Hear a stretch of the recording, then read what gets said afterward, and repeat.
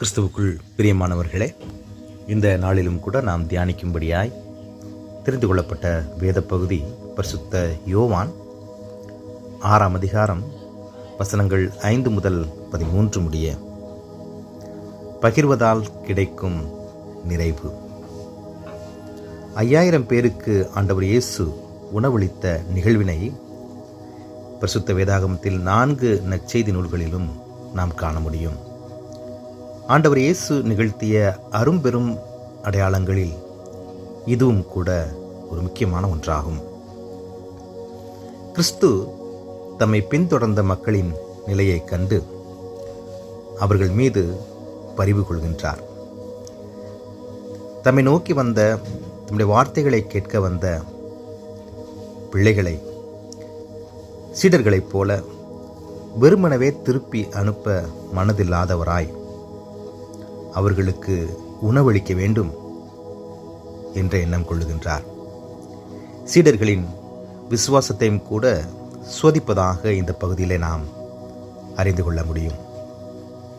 உணவை பகிரும் பொழுது மக்களை அமரச் செய்யுங்கள் என்று ஆண்டவர் சொல்லுவது, குறிப்பாக வரிசையாக ஜனங்களை அமரச் செய்தது மிகவும் முக்கியமான ஒரு அணுகுமுறையாக நாம் காண முடியும்.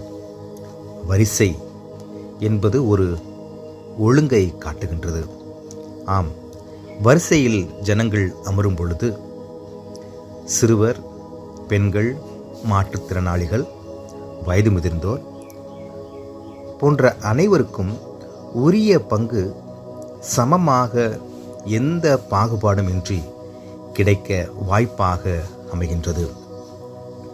எனவேதான் ஆண்டவர் இயேசு அவர்களை வரிசையாக அமர சொல்லுகின்றார். இந்த நிகழ்வினை வெறும் ஒரு அடையாளமாக மட்டுமே நாம் காணாதபடிக்கு முக்கியமான ஒரு சில காரியங்களை கற்றுக்கொள்ள நாம் அழைக்கப்படுகிறோம். நம்மிடம் இருப்பதை பதுக்காமல் பிறருக்கு பகிர்ந்து கொடுக்க அழைக்கப்படுகிறோம். பகிர்வதால் நிறைவு பெற்று மீதமும் கிடைப்பதை காண முடியும்.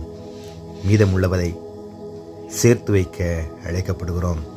அதே வேளையில் சகலத்தையும் ஒழுங்காக கிரமமாக நாம் செய்யும் பொழுது ஜனங்கள் எல்லாவற்றையும், எல்லா நன்மைகளையும் எவ்வித பாகுபாடுமின்றி சமமாக சமுதாயத்திலே பார்க்கின்ற ஒவ்வொரு மக்களும் தங்களுக்குரியவைகளை சமமாக பெற்றுக்கொள்ள சூழல் உருவாகின்றது.